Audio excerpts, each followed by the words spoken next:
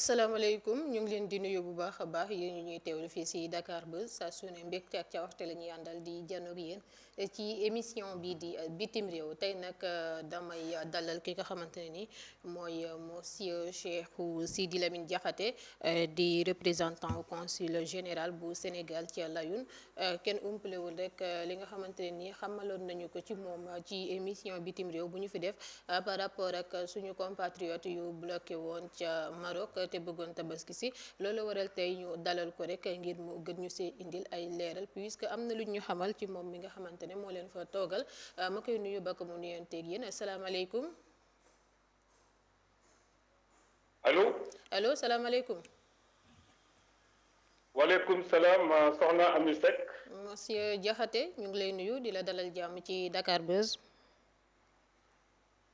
maa ngi leen di nuyu di leen sant soxna Ami Seck di nuyu waa Dakar Buzz yëpp. macha allah di nuyu aussi également suñu mbokk yi nekk biir Sénégal mais aussi également suñu mbokku diaspora bi. muy diaspora bi muy la 15e région bi nga xam ne foofu la ñu nekk di yëngu. donc di nuyu aussi képp koo xam ne. mu ngi seetaan émission diaspora bi. di la sant di la gërëm bu baax a baax a baax. jërëjëf ñu fàttali ne yow yaa toogal consul bu Sénégal yaa leen représenté foofee ca Layoune. waaw effectivement soxna Ami Seck. donc dama nekk le représentant du consul général du Sénégal dans la région de Layoune Sekel Hamra. mais aussi également nekk le président de tous les migrants yi nga xam ne ñoo nekk dans les provinces du sud du Maroc mu regroupé 3 régions yi nga xam ne. c'est le Sahara marocain. donc ma képp kuy étranger nekk ci gox bi alors nekk ci askan yëpp alors loolu moo tax aussi également may liggéey ak tous les consulats ak toutes les ambassades yi nga xam ne alors ils sont accrédités au niveau de Rabat. d'accord loolu leer na monsieur Diakhaté la fois passée ñu ngi fi dalal suñu ay compatriotes kenn si ñoom di suñuy doomu réew yu bloqué woon foofu au niveau de Maroc waroon nañoo tabaski si waroon jaaree si yoon suuf si di jànkuwanteeg ay jafe-jafe ñoom seen situation d'abord la ma lay njëkk a laaj fan la toll actuellement. alors soxna Ami Seck xam nga bu événement di soog a ñëw xam nga le royaume du Maroc. alors dañu tëj seeni frontières depuis le 20 mars 2020 depuis ba nga xamee ni alors pandémie bi di coronavirus ñëw na lëmbale àdduna si la ñoom ñu tëj seeni frontières surtout la frontière terrestre.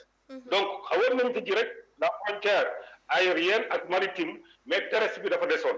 alors ñun ñu baaxoo. chaque événement di ñëw ñu xool ne la communauté sénégalaise dañuy bëgg a dem. di passé événement yooyu yu mel noonu seen biiru mbokk lu mel ni tabaski lu mel ni korité lu mel ni gàmmu lu mel ni màggal alors ñu gis ne war nañ mën a def demande auprès alors des autorités marocaines pour que ñu mën a tijjil suñu mbokk yi nga xam ne ni mooy la frontière terrestre. donc loolu aussi c'est pas la première fois depuis la pandémie ni parce que ba tey ma wax ni ça veut dire que te ba léegi chaque mois dañuy prolonger li nga xam ne alors mooy seen état d'urgence sanitaire. donc ba tey le chef du gouvernement dafa prolonger waat alors l'état d'urgence dans le 10 septembre. donc ça veut dire que suñu mbokk yi tabaski bi passé dañu def demande bi ñu am ko dans toutes les régions du royaume du Maroc les 12 régions suñu mbokk yi kenn ku nekk inscrire pour que ñu jël mu toll ci 802 personnes donc ñu inscrire doon génn pour dem tabaski ci Sénégal c'est au nombre de 802 personnes. D'accord. région bu nekk inscrit les différents représentants yi nga xam ne ñoo dans les différentes régions ak les différentes provinces ñu inscrit la communauté déposé ko au niveau du consulat général le consulat général déposé ko au niveau de l'ambassade mais l'ambassade aussi mooy def le nécessaire déposé ko au niveau du ministère de l'Intérieur et des Affaires étrangères bu Maroc. alors kon nga xamee ne suñu mbokk yooyu la lancé nañ li nga xam ne mooy convoi bi ñu bindu ba ñu bindee ñu déposé ko ba jot ak le roi déposé ko aussi également la Mauritanie ça restait la Mauritanie. d'accord donc ba Maroc dafay accord am fekkoon ne le président de la République son excellence le président Macky Sall doon ñëw Mauritanie le lundi et le mardi alors l'ambassadeur du Sénégal en Mauritanie moom si boppam boobu mu ngi si préparation ñëw président ba président demee c'est la introduire la demande auprès du ministère de l'Intérieur bu Mauritanie pour que ñu bàyyi frontière yi ndax Maroc bàyyee frontière am bu Mauritanie bàyyiwul kenn du mën a génn alors donc nous on attendait aussi la réponse du ministère de l'Intérieur de la Mauritanie ba yàlla defee avant am réponse ba Maroc defee li nga xam ni alors mooy son accord si le Sénégalais commencé di génn pour jege ji frontière et là aussi également dina wax tuuti ci li nga xam mooy la différence entre le Sahara marocain c'est-à-dire le sud du Maroc ak le nord parce que ñëpp réew ñu mbir ne dans le Sahara marocain il y a des problèmes et qui datent depuis très longtemps depuis 1975 donc problème yooyu rek moo waral que le sud du Maroc mu nekk la zone la plus sécurisée. D'accord. Parce qu'il y a des problèmes de rébellion, il y a des problèmes de l'immigration clandestine, il y a des problèmes, n'importe quel problème bu jëm si wàllu mafia mu si dëkk loolu tax c'est la zone la plus sécurisée. ba suñu mbokk yi comme la date n'était pas officielle pour que ñu war a génn comme bind nañu alors ñu commencé di approché wu pour des frontières. te boo jëlee le nord vers la frontière. oui. mais il paraît que ñoom dañu ne da ngeen biral communiqué ou bien yéen a annoncé ni dañuy ubbi yoonu suuf bi moo tax ñoom ñu riirandoor pour dem. waaw mais effectivement mais képp ku bindu woon si liste boobu dañ la xamal ne la. bul jógee fa nga dëkk tant que hospitalisé wu ñu date bi ndax aussi dafa am des problèmes au niveau du Sahara marocain donc bu ñu officialisé date bi. bu boobaa ministère de l'Intérieur du Maroc. dina tas xibaar bi dans toutes les autorités administratives yi nekk dans les régions du sud parce que les régions du sud c'est 3 régions. Il y a la région de Guelmim Ouatmoum, la région de Layoun Sakel Amra, il y a la région de Dakhla. Dakhla moo nekk au niveau de la frontière. Layoun c'est au milieu. Le début alors du Sahara c'est Guelmim. Alors automatiquement suñu mbokk yi commencé di ne dañuy jege ji frontière ndax ñoom dañu sori parce que am na ñoo xam ne ils habitent à Tanger. Bon, c'est presque mooy frontière ak Espagne vers le nord donc am na ñoo xam ne ñu ngi dëkk Oujda Nioro ñu dëkk Marrakech Casablanca Rabat donc ñooñu dañu sori ñooñu aussi xëy na mënuñu woon xaar ba ñu officialiser li nga xam ne nii mooy date bi donc ils étaient obligés alors que dañuy rapporter loolu moo indi problème bi yëpp. D'accord. parce que dañu leen waxoon ne bu kenn tant que la date n'est pas officialisée. mais problème mooy li xew dans le nord amul ci sud bi booy dugg dañuy contrôler si tu es en situation irrégulière parce que ñu woon na xibaar ne am ñibbi oui li nga mujjee wax donc day dagg boo si mënee revenir at waaw damay wax ne boo ñu nga xamee ñu ngi jógee vers le nord muy région yi gën a éloigné ci sud bi ñu commencé déplacé wu ne dañuy def jéggi frontière parce que bu ñu ko tijjee rek ñu daal di def loolu moo indi problème bi donc dañu dem jege avant que date bi di yegsi exactement te loolu la date n'était pas encore officielle et les autorités marocaines aussi date ñu benn information comme quoi que war na ay sénégalais yu war a génn donc loolu moo posé problème maintenant région sud bi booy dugg dañuy contrôler parce que da am problème de rébellion donc xam nga xale yi dootuñu duggee Espagne lu ci bëri dootuñu duggee Tanger Nador ou Oujda maintenant ils passent par Layoun tant fait partie des provinces du sud di jaare par Dakhla par Bouzdour donc ñu gis ne immigration clandestine bi léegi fii la donc c'est le sud du Maroc donc xam nga immigration clandestine fu mu am il y a des milliers de problèmes parce que nous aussi on travaille dans ce dossier man en tant que président de tous les migrants donc je suis obligé de coordonner toutes ces activités-là dans les provinces du sud donc d'une part je suis le représentant du conseil général mais d'autre part je suis le président de tous les étrangers qui sont dans les provinces du sud qui regroupent 3 régions donc il y a presque environ plus de 20 000 migrants qui vivent dans ces localités-là. D'accord. Alors booy dugg si province sud bi dañuy contrôler la gendarmerie il y a la police il y a la garde nationale il y a aussi également les autorités administratives dañuy nekk de garde d'accord. donc ñooñu booy dugg si dañuy xool d'abord est-ce que tu es en situation irrégulière parce que ñi nga xam ne ñooy def immigration clandestine y a des trafiquants c'est-à-dire ñi nga xam ne dañuy def dañuy jëlee ay nit vers le nord di leen dugal vers le sud donc c'est ceux qui font des trafiquants d'êtres humains te ay subsahariens ñooy def ba tey di si dugal nit ñi alors ñu gis ne ñiy dugg fii ñëpp alors c'est par la voie anormale donc bu ñu duggee si biir sud bi dañuy dem à l'immigration clandestine te ñëpp gis nañ ne jamono yële passé am na ay naufragés ça fait même pas 2 semaines il y avait plus de 30 personnes yu dee si géej gi aussi 22 xam ne ça fait même pas une semaine donc ça veut dire que lii c'est problème de tous les jours morgue bi fi nekk il y a plusieurs personnes qui sont dans la morgue alors bu ñu ñëwee ñu contrôler si tu es en situation irrégulière dañuy xool jël la dugal la si benn centre identifier la photo la woo sa waa consulat daf lay delloowaat vers le nord d'accord alors comme ñoom jotaguñu ñoom benn alors instruction administrative buy wane ne y a des Sénégalais exceptionnellement qui devront rentrer comme jotuñu ko ñoom ils appliquent la loi et puis la loi c'est-à-dire il faut que nit ñi aussi xam la loi au Maroc c'est pas une république c'est un royaume y a des lois yoo xam ne dañ ko fi teg bépp Sénégalais bu xam ne da ngay dugg Maroc 90 jours lañ la may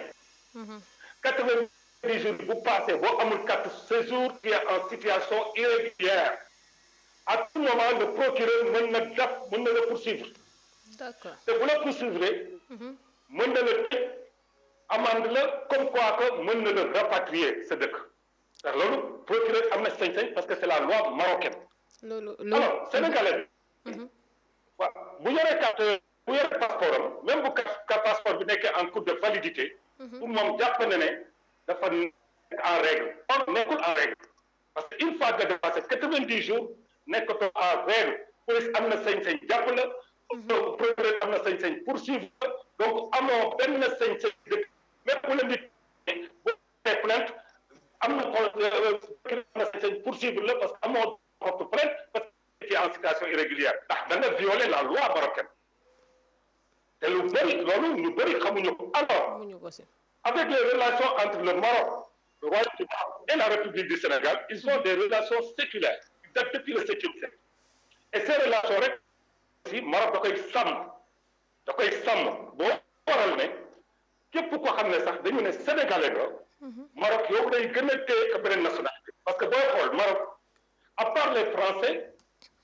sénégalais yi ñoo gën a majorité ici au niveau du Royaume du Maroc. mais nee nañu ñoom duñu fa am jàmm dañ leen fay faral di bundu xatal. waaw mais non xam nga nit ki bu xam ne nekkatul en règle xam nga ñoom aussi dañuy yor seen i loi ak seen i règlement yoo xam ne ku ko respecté wul aussi dañuy jaarale si yoon même dama ne soxna Ami di autorité bi fu nekk boo jalgatee yoon dañ lay teg si yoon bëri na autorité yu bëri yoo xam ne simulé ñeen fi tëj ñeen fi kaso parce que dañuy jalgati yoon donc bu ñu waxee am étranger bu jalgati man loolu daf may yéem parce que dëkk boo xam ne tey bu policier taxawee am na garde nationale buy taxaw si wetam maanaam même les policiers sont bien surveillés ils sont même sécurité et même policiers si boppam alors am na ñeneen ñu koy surveiller di veiller si moom donc ça veut dire que c'est un pays de sécurité maanaam di waaye lu mu neex def wala lu mu neex waaye def alors ba nga xamee ni Sénégalais yi ci nañu bu ñu duggee ñu demandé leen seen passeport demandé leen seen carte séjour ñi ko si amul ñu jël leen yóbbu leen ci centre bi identifier leen alors photo leen préparer des bus pour mën leen rapatrier première vague bi njëkk a ñëw donc ils étaient de 12 personnes ou 13 personnes parce que en ce moment aussi c'était souffrant parce que moi aussi je m'occupe des problèmes de décès des problèmes de malades des problèmes même de la douane pour aussi ñi nga xam ne ñooy def conduite ñu mën a génn mais aussi également des problèmes personnels yi nga xam ne am na dans les petits commissariats au niveau du tribunal au niveau de la prison dont même il y a plusieurs de nos compatriotes qui sont dans les prisons oui donc moi je m'occupe de tout cela moment boo fekk na ma jóge toujours à 200 quelques kilomètres pour jëli ay cadavres parce que le vice-consul du Sénégal m'avait demandé cette mission d'accord. ma dem jëli cadavre yooyu ñëw xaw a grippé alors bu ñu jàppee suñu mbokk yooyu yóbbu ci centre bi ils m'ont appelé ma leen maa ngi ñëw parce que je suis un peu grippé. Ils ont insisté mais dama xaw a grippe te soxna Ami dama la bëgg a rappeler foofu lu tuuti rek. gis nga centre bi. y a que des policiers des gendarmes et gardes nationaux avec des caméras un peu partout. man avant ma ñëw ci centre bi damay écrire le avant nga ñëw local. C'est lui qui engendre tous les sous-préfets. Les sous-préfets, on les dit des caïds. Bachar, c'est l'autorité locale. boo bindee Bachar bi moom day informer le gouverneur c'est le wali day informer le gouverneur il faut nga xaar gouverneur def ko retour bu ko gouverneur defee retour moom mu informer caïd maanaam le sous-préfet bi nga xam ne centre bi si responsabilité am si autorité am la nekk donc man damay bind une liste bu fekkee ne avec aussi ma bind li nga xam ne nii moo waral que nit ki ñu bañ ko téye alors ba ma annoncé le Bachar ma ne ko y a des Sénégalais qui sont arrêtés là-bas au niveau du centre mais ils devront rentrer parce que dafa am convoi bu am 802 personnes mu ne moom il n'est pas au courant ils n'ont reçu aucune instruction du ministère de l'Intérieur ma ne ko mais est-ce que doo mën a jàppale rek ñu génn parce que vraiment ñoom comme dañuy dem Sénégal ils étaient pas venus pour l'immigration clandestine mu ne ma non amul droit parce que génn kenn tant que amul instruction bu fekkee dañuy dem Sénégal il faut que ministère de l'Intérieur moo leen di bind. donc mbir mi Sénégal moom moo ko gàllankoor. mais non du Sénégal c'est-à-dire le problème. problème bi mooy. Sénégalais yi ba ñu bindoo dañ leen wax bu kenn jógee si fa nga dëkk tant que date bi officielle date bi ban date ngeen. kii jàppoon.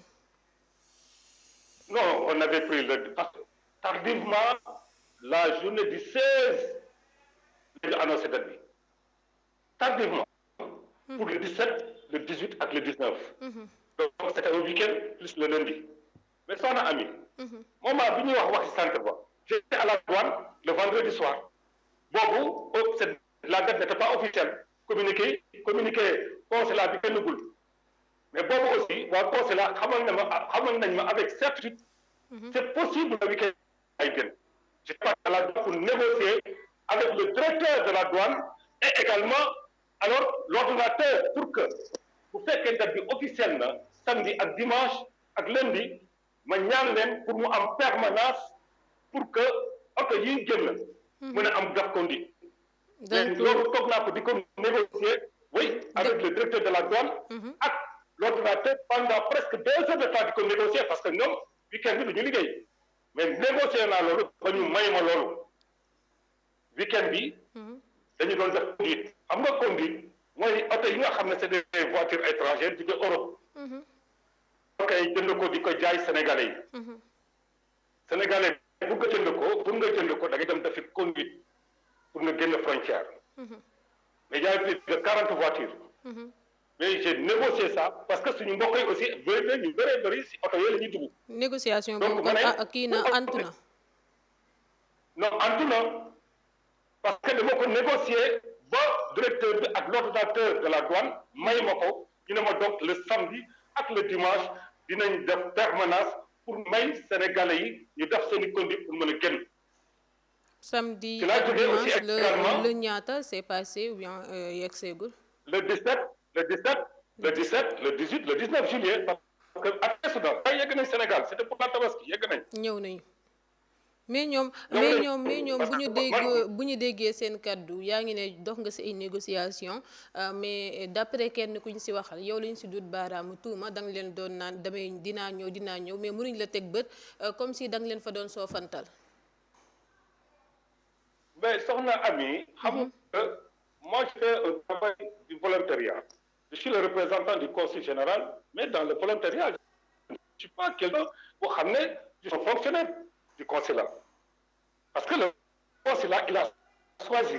parmi sa communauté ñi nga xam ne dañu am des affinités avec les autorités marocaines ñu teg des représentants dans les différentes régions. Certes, j'ai des affinités avec les autorités marocaines te man damay gérer 3 régions yoo xam ne je suis le président de tous les étrangers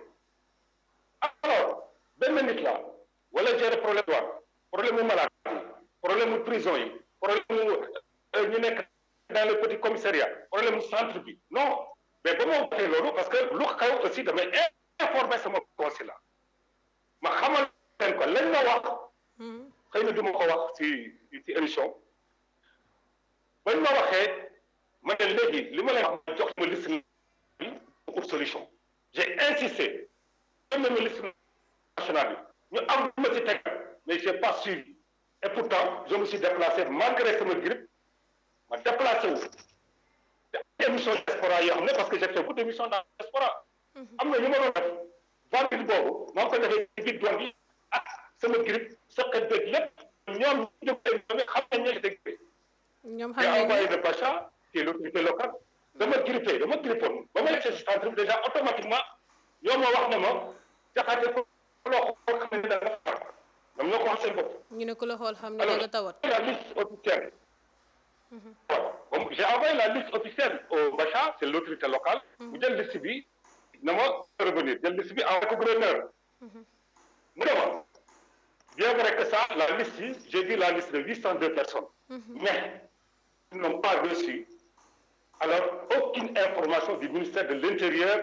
du Maroc ma ñaan ko ma ne ko dama leen ñaan dara parce que les gosses là ils sont en train de faire des vidéos et loolu day yàq réputation consulat bi ndax le consulat c'est une institution day yàq réputation ambassade bi et ils commencent à faire des vidéos dama leen ñaan parce que j'ai des affinités avec eux ma ne ko dama leen ñaan nga génn leen ñu ñëw biir layu ba date bi jot ñu soog a dem vous voyez mu dema dinaa la revenir moom parce que fii seen autorité boo leen jotee demande dañuy laaj seen supérieur noonu lañ koy laajtee di laaj ba au niveau du sommet alors si la revenir ne ma gouverneur bi d'accord na mais à condition que tu es responsable parce que nit koo xam ne jotoo benn information ne am na sénégalais yuy génn donc am na sénégalais yi nga xam ne dañuy dem pour tabax yi jotoo information en tant qu'autorité donc jël na responsabilité yëpp gàll ma ko ma accepté ñu dem ma taal sama oto ñu dem jëli leen te oto bi dama toog malgré sama toog dama toog oto bi di def ay va et vient di leen jël di yóbbu may leen bu leen demee nañ leen yóbbu sama bureau parce que moi j'ai un bureau boo xam ne c'est pour tous les migrants ñoom sénégalais j'ai un bureau boo xam ne pour tous les migrants la yow képp yaa leen doon jëli di yóbbu non dama ànd ak sama chauffeur d'accord parce que man aussi alors dama yor bureau boo xam ne fii tous les migrants ku nekk dafa am communauté am dafa am bureau ma jiite ñëpp. voyez alors bu ma jiitee ñëpp aussi également dafay intervenir dans tous les secteurs. bon ma wax leen nañ leen indi sama booru bureau parce que moi je suis professeur damay jàngale. donc lii du sama liggéey mais quand même comme volontariat la si wàllu association bureau volontariat dama si yëngu. mais je suis professeur comme maa ngi nekk vacances. donc mën naa activité yu bëri di ko doxal. si laa dem ñu jël leen indi leen sama bureau en face sama bureau y a un restaurant sénégalais alors ma xamal responsable sénégalais bi ne leen kenn ku nekk na am benn ku mu fa. le temps date bi office ñoom ba ñu ñëwee sax ma ne. waaw président te ñoo bàyyi ñu dem ma ne non parce que vous êtes en responsabilité de engagement devant les autorités. parce que actuellement là objet phare ma wax ak sénégalais ma ne leen jamono ji y a 200 sénégalais à l'unité à 40 kilomètres de la frontière déjà. alors donc ba ñu yegg si fii yàlla def ñu tëdd fanaan fi ba le lendemain la ñuy soog a dem date bi soog a officiel. ils avaient même demandé qu'ils vont faire dañuy def beneen vidéo ma ne non moi j'ai pas besoin de ça. beneen vidéo ci ban fànn. non ne dañuy defaat benn pour demander. parce que ñi doon wax naan jaxate ñu ngi koy woo mais ñëwul. pour wax aussi lu baax li ma def ci ñoom ma ne leen jaru ko parce que xamal leen na leen. lii may liggéey c'est du volontariat. du salaire bu ñu may fay sama essence lay taal sama lay bay donc sama lépp lay def samay contact lépp ma ne ko du kenn ku may salaire donc aw ma salaire ma ne leen man sama. amoo ci salaire professeur damay jàngale. non salaire amu fi c'est du volontariat. d'accord simple représentant c'est du volontariat. donc li ñuy liggéey lépp volontariat kese la amul benn salaire bu ci am amul dara. ñun kay ñooy liggéey ci ñu liggéey bopp. jël suñu al di ko dimbale communauté bi. est-ce que tamit li ngay liggéey yëpp diisul si yow bay gàllankoor yenn côté yi li nga ma wax yëpp ne ci nga nekk. soxna Ami xam nga consulat bi mu ngi nekk Casablanca. Casa la fa nekk ci Sénégal déjà consulat bi am sax difficulté pour régler les problèmes des Sénégalais yi nekk Casa. consulat bi mënul jotalante dem ba yeneen région il a des problèmes donc stratégie bi mu teg mooy région bu ne am ko xam ne am na affinité ak autorité ya mu def la son représentant bu ko defee bu amee Sénégal yi ñu am jafe-jafe mu dem auprès des représentants waxtaan ak ñoom pour gën a saafara si mbir moomu la mais c'est pas seulement ces problèmes il y a énormément de problèmes prison baa ngi fees del hôpital yaa ngi nii morgue bi dafa fees del temps yële passé ñaata nit la lancé pour que kuy seet sa mbokk am na nit yoo xam ne ñu ngi si biir morgue bi dee nañ bu yàgg leen rey lan moo leen rey ñooñu mais dañu tawat wala l'immigration clandestine ñi dee si géej c'est l'immigration clandestine actuellement dans le royaume du Maroc Laayoune c'est l'épicentre de l'immigration clandestine c'est l'épicentre tous les passeurs sont là ñëpp ñu ngi fi moo tax ñuy jëlee nord bi di indi fii donc il y a énormément de problèmes c'est pas uniquement l'immigration xam nga bu am immigration clandestine il y a la drogue il y a des faux billets il y a énormément de problèmes mais Maroc aussi day sécuriser comme waral problème yi ci am yëpp moo tax koy xool Laayoune dañ ngay dégg dans tout le royaume du Maroc parce que c'est à cause de l'immigration clandestine ndax léegi à 4 heures des îles Canaries à 4 heures 4 heures de temps des îles Canaries dem nañu sax ba naan consul boobu moom moo gën a nul ci consul yëpp seen bos au niveau de Laayoune non il y a un consul il y a pas plusieurs consuls un consul général qui vient de prendre sa retraite récemment qui est Massamba Sarr c'est le consul général par rapport ak yeneen consul yu nekk ci yeneen pays yi yeneen consul Sénégal yu nekk ci yeneen pays yi communauté voilà kooku communauté bi moo koy apprécier mais il y a un seul consulat beneen consulat bi nga xam ne mooy bu bees bi boobu amagul fonctionnaire muy le consulat de Dakhla on l'a déjà ouvert ministre bi ñëw fii Aïssata Tall Sall ministre bi ñëw na fii ba ñu tëjee consulat boobu mais commencé gul fonctionnel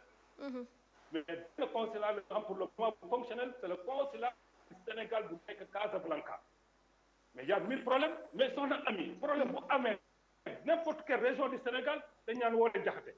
parce que j'ai des affinités avec les autorités du Maroc d'accord des fois problème bi bu dëgëree fii damay woote ba Rabat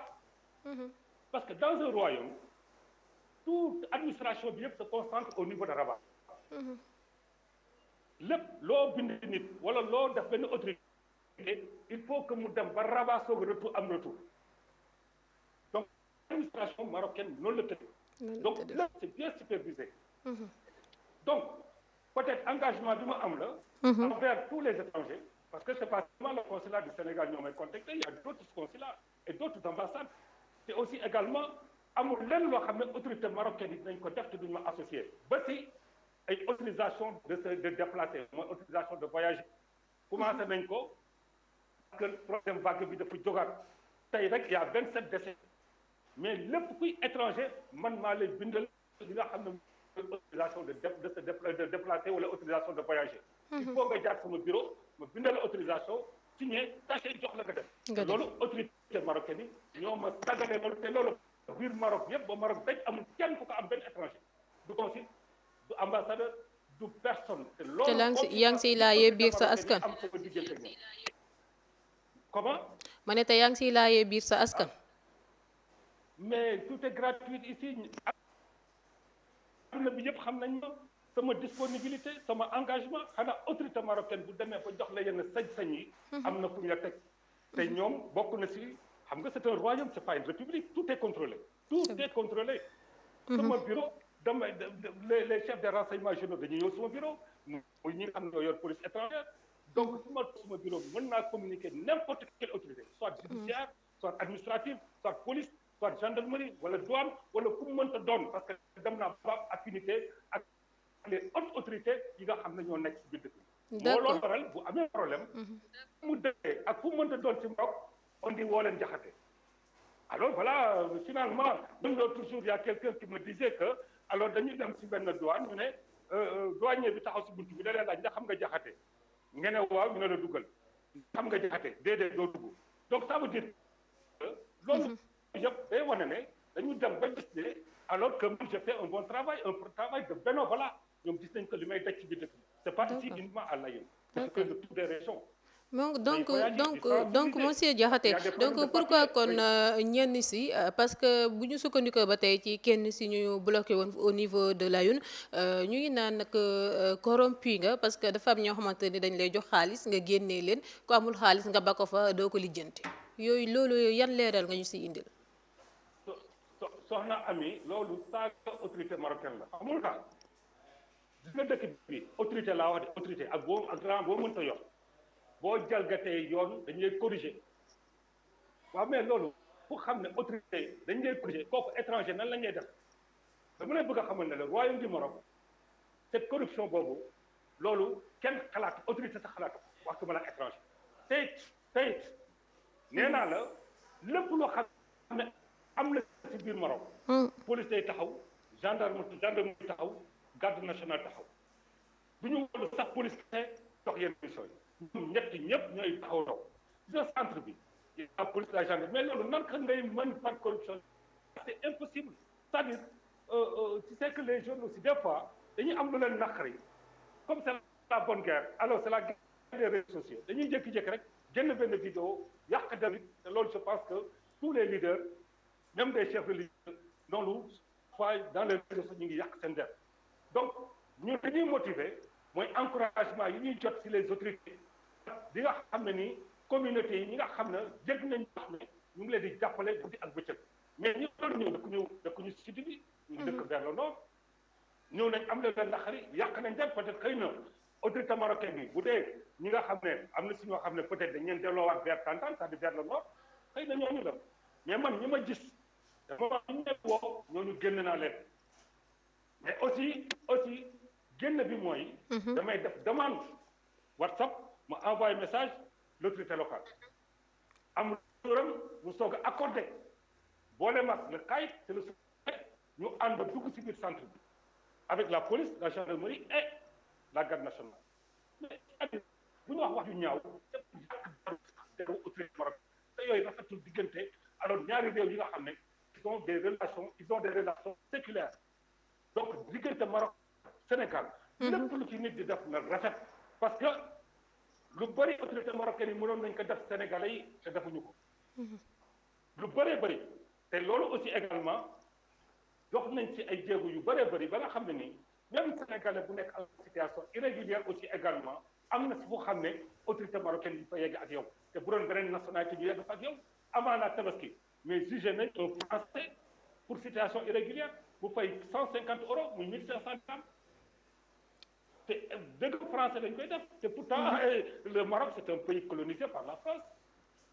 donc ça veut dire que ñoom seen dëkk seetuñu si xaj ak seen te pourtant le sénégalais jël nañ ko def faveur ba nga xam ne ni yenn kay sax dañuy déclarer ni ñoom sénégalais lañ si yenn ayib yi.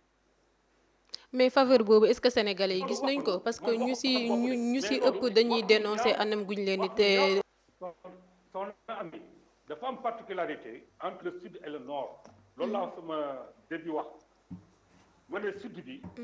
c'est très bien surveillé bokkul ak nord bi ils sont sans problème nord ñu benn problème ci nord bi mais sud bi dafa am particularité au Maroc le sud du Maroc dafa am particularité il y a le problème de la rébellion il y a le problème de l'immigration clandestine il y a le problème de mafia il y a énormément de problèmes ñoom xam nañ ci dara ndax fay nañ fi ay problèmes yu bëri des fois ay xeex intercommunauté nit ñi di reyante fii y a des problèmes de gauche à droite ñun xam nañ ci dara parce que j'interviens un peu partout donc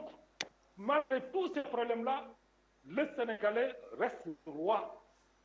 au niveau de toutes les communautés te loolu dañ ko war a sant yàlla man su ma nekkee Sénégalais yàlla def autorité marocaine yi jox ma sañ-sañ boo xam ne jox ko benn doomu réew si biir si Maroc mais dama ne jamono bi ma toll am na ñu may xaar si buntu bureau bi pour ay autorisation pour ñu mën a jël bus wala vol que am 4 séjours bu amul autorisation bi may defar nii en tant que étranger doo génn benn oto du la jël benn la jël loolu sax pour le peuple peuple sénégalais. D'accord. Mais yow xam nga aussi la communauté xam nga le peuple. am na ñoo xam ne la majeure partie aussi également wax dëgg yàlla ñu ngi gërëm sant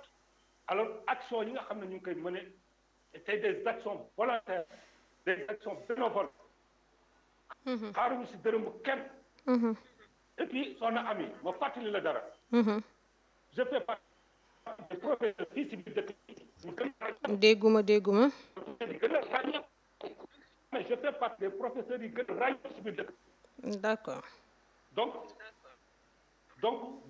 je pense que. li ma dimbali fii si wàllu social. te su ma demee ba nga xam ne nii communauté yi soxla nañ am nañu sonn am jafe-jafe pour lekk wala naan damay bind le gouverneur mu dimbali ma si wàllu denrée alimentaire ak yeneen ak yeneen. loolu yëpp yaa ngi ko fay def. organisme yi nga xam ne voilà ah. d'accord. donc si yooyu la ñuy dox. mais quand même ak noonu loolu sax dafay tuuteel.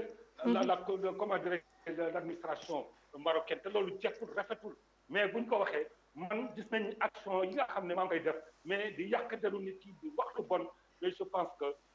loolu du ñaaw la te mënoon nañ def porte ñu bëri samay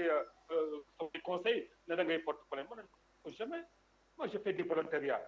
ñaata nit lañu tuumal si yu ñaaw di wax yu ñaaw mais boo toppee ku la ne yow la nga ne du man mais bu boobaa da ngay mujj nekk sax déchet te loolu laa du def loolu damay def maa koy def te yàlla moo tax ma koy def ma si xaar rek ma xam ne loolu la macha allah loolu leer na waxtu bi xoj nañu pour terminer dama lay laaj ay nouvelles soxna yi nga xamante ne nii gisoon nañ leen ci vidéo yi ñu nekk en état nekkoon ci situation bu jéggi dayoo. elles ne sont même pas des sénégalaises wallahi et je le jure sur le Saint Coran du ñu ay sénégalaises c'est des vidéos montées soxna Ami c'est des vidéos montées man sama wàllu bopp du ma seetaan lu ñaaw am fii ñi génn fii frontière gisuma si kenn ko ëmb même ëmb un mois gisuma ko wallahi c'est ça je le jure sur le Coran mais ka nga xamante ne ni moom moo leen moo filmé vidéo bi kenn la si sénégalais yu nekkoon foofu ñoo nekkoon sur place. c'est des vidéos montées man xam naa li ma la wax je connais très bien la localité et je vous demande nga bouger ngeen def am say journaliste ngeen ñëw def ay enquête yoo xam ne da ngeen koy def ci suuf ba bu mën sax bu ma bañ a yëg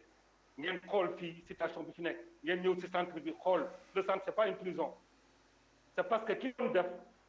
il était mal intentionné jël ay vidéo monté lu mel noonu def nañ ko ci Covid-19 bi l'année dernière jël ku deewee xaw ma la deewee xaw ma la ñu def ko ci benn vidéo ne policier marocain ñoo ko rey mais xoolal yu ñaaw yooyu ñuy def loolu dafa war a jeex. Cette femme-là, c'est pas une Sénégalaise. Donc, elle est de quelle nationalité moom ban nationalité la la. Je ne connais même pas la nationalité yàlla xam ne ne xaw ma nationalité bu mu nekk mais du sénégalais parce que képp ku dugg ci centre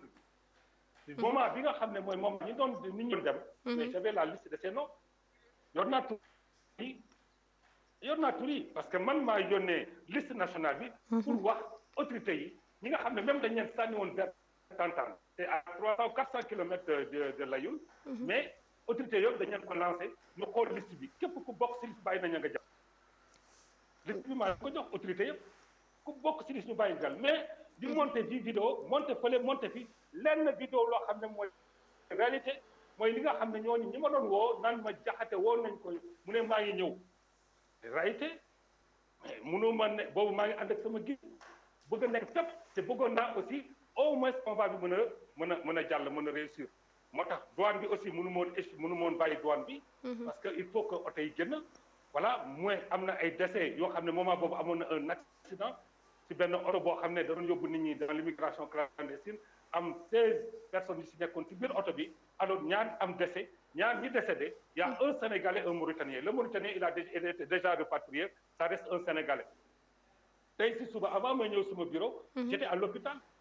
nous avons plein de décès là-bas plein de décès ak ñu feebar ñi ñu jam ci par des arrestations ak yeneen ak yeneen prison bi suba ba léegi ñu ngi may woo parce que demain am na procès mais mënuma fas dem pour toog ak ñooñu seen suñu mbokk sénégalais bu fekkee ne alors dañuy ut défense wala dara ñu yombale leen ko donc il y a énormément de problèmes mais di war di yàq der pour décourager nit ki dañuy def depuis tant d'années c'est pour dimbali askan bi looloo waral soxna Ami Seck foo woote si diaspora bi wala Sénégal boo laajtee Maroc ñu ne woo leen Jaxate problème bi rek mais loolu yàlla la li yàlla dafa kenn mënu ko dindi loolu yàlla moo ma ko defal kenn mënu ko dindi je fais partie des gens yi mujjee ñëw Maroc c'est responsable yi mais ba ma ñëwee Maroc aussi Maroc yëg nañ ne Jaxate ñëw na si biir dëkk bi parce que fépp Sénégal la nekk am jafe-jafe fa nga toog parce que man je suis membre du comité national des droits de l'homme mën naa woot partout dans le Maroc tout ce problème nekk mën naa fexe ba problème bi saafara loolu yàlla moo ma ko joxal boo gisee ma nekk la seule et unique personne étrangère qui dafa ay autorisation de voyager kooku consul mënu ko ambassadeur mënu ko mais autorité marocaine ñoo ma ko baax jox ma këyit fu ma mën a dem ay autorité marocaine recevoir ndax damay def tourner dans les régions d'accord loolu leer na moom way fay wax kenn fayu la ko da ngay def te yàlla tax bu ñu déggee par rapport ak li nga wax et aussi bu ñu sukkandikoo ba tey ci say kàddu problème yi foofu bëri na lool de ce fait ban message ngay lancer les sénégalais yi nga xamante ne ni ñoo nekk foofu ci Maroc. alors xam nga Maroc y a presque plus de 100 000 sénégalais. plus de 100 000 sénégalais. sont entrés au Maroc oui plus de 100 000 sénégalais. parce que sax affaire immigration clandestine bi am na ñoo xam ne sont entrés au Maroc parce que commencé par l'Algérie. wax bi neexatul de. dañu dugg Maroc voilà dañu dugg Maroc allo. oui. dafa am ñoo xam ne dañu dugg Maroc te jaar ñu frontière bi ñu ngi jaaree Algérie loolu kenn xamul mu toll. d'accord kenn xamul mu toll amuñu kayit amuñu passeport amuñu carte d'identité amuñu dara après si ñoo xam ne ñu ngi woon ci dëkk bi yoratuñu passeport am na si ñoo xam ne ñu ngi fi mais seen passeport bëri na léegi dafa am ñoo xam ne la majeure partie la ils sont à l'immigration clandestine parce que ñu bëgg dugg Espagne. alors pour wax na des fois pour day def surtout Sahara marocain bi. police aussi également day def liggéeyam alors des fois di def rappel parce que def aussi également li nekk si dëkk bi kenn du bàyyi dëkk bi noonu rek te police bi def contrôle. gendarmerie ak garde nationale. contrôle yooyu bu amee yow boo nekk en situation irrégulière da ngay as ne waruñu la jàpp que y a sa passeport. sa passeport dañ moom bi nga xam ne nii Sénégal yi war a renouveler alors seen ñu ay jafe te defoon naa ko bu yàggul benn tournée pour sensibiliser les Sénégalais ñi nga xam ne alors dañu bëgg a renouveler seen carte séjour te mënatuñu ko renouveler mooy solution pour que utal leen pexe ñu ñuy def ba renouveler seen carte séjour te duñu am benn tournée boobu tournée mujjee def mais dajalu ma région yëpp des fois autorité marocaine ñoo may jàppale si wàllu gasoil ak yeneen may def samay tournée alors donc di lance appel pour les Sénégalais que le royaume du Maroc ak Sénégal c'est des pays frères et amis ils ont des relations similaires te nañu fàttali ne Mouradine ñoo jëkk le premier royaume au Sénégal mooy le royaume du Tekrour donc loolu mooy wane ne y avait des relations parce que Maroc aussi jamono bu njëkk et au milieu de l'Espagne jusqu'au Sénégal donc lépp lu bëri loo xam ne amoon na si fleuve Sénégal bi Mouradine ñoo ko jëkk a def muy le premier royaume le royaume du Tekrour marocain yi ñoo ko fa def looloo waral ñu bokk ay aada bokk ay cosaan bokk lu bëri bëri même diine islam marocain yi ñoo ko ñëw dugal ko ba si booru fleuve bi alors ku mel ni comment dirais-je alpulaar yi jël ko ndax le mot Tekrour boobu wala bu turu tukkuleur génne donc loolu mooy wax ne relation yi dafa yàgg relation yi yàgg na du tey donc yu mel noonu relation yu mel noonu rek dañ koy sàmm suuxat ko xam ne diggante bi boo demee Dakar gis fa la rue avenue rue wax bu Mohamed V la grande mosquée de Dakar ñëpp xam nañ ne Hassan II moo ko fa defoon ak yeneen ak yeneen ak yeneen am na si doomu marocain yoo xam ne tey am nañ nationalité sénégalaise am na si ay doomu Sénégal yoo xam ne tey am nañ nationalité marocaine relation yu mel noonu rek amul Maroc amul ak benn réew lu mel noonu rek dañ koy sàmm dañ koy aar dañ koy yiir di rafetal suñu diggante ak ñoom marocain yi bañ ko wax ne sénégalais moo nami la ñuy wax moo nami rek wax dëgg yàlla ku mu doy leneen du la doy te ñu jëm a di naxante bañ di forcer lépp lu am nga war sa autorité donc maa ngi nuyu diaspora yëpp parce que yàgg naa def émission ci diaspora bi. alors si kaddu yu mel ni si wàllu immigration clandestine.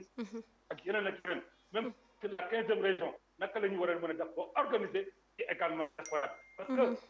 directeur général alors bi nga xam ne nii moom mooy le directeur général du Sénégal de l'extérieur monsieur François. xamal nañu ne y a presque 3 millions sénégalais yi nekk ci diaspora bi mais ces 3 millions là il faut qu'on les organise mais comment loolu ministre affaires étrangères bu bees bi Aïssata Tall mu ngi si commencé di organiser diaspora bi ak mbir lu bëree bëri pour que diaspora bi aussi également ñu nekk véritablement la 15e région du Sénégal. jërëjëf maa ngi lay nuyu di nuyu waa diaspora bi di nuyu waa Sénégal di wax ne Diakhaté moom képp ku ko wax lu bon baal na la parce que day liggéeyal yàlla maa ngi nuyu asalaamaaleykum. macha allah jaajëfal nañu ko bu baax a baax mu nekkoon monsieur Diakhaté représentant au consulat bu Sénégal au niveau de Laayoune dégg nañ kàddu yi nga xamante ne ni yëkkati na ko ci li nga xamante ne ni moom moo am ci diggante Sénégal ak Maroc dina ay leeral yu mu si am na ay leeral yu mu si indi de même que sénégalais yu bloqué woon foofu ca Maroc ñu téewoon leen ca Laayoune am na leeral yu mu ci indi tuuma yu ñu gàccoon ci ndoddam dégg nañ aussi lu mu ñu si xamal donc ñoo ko déggandoo ma leen di jaajëfal bu baax a baax yéen ñu doon teewlu jox leen dig daje ci beneen émission bitim réew jaa ngeen jëf.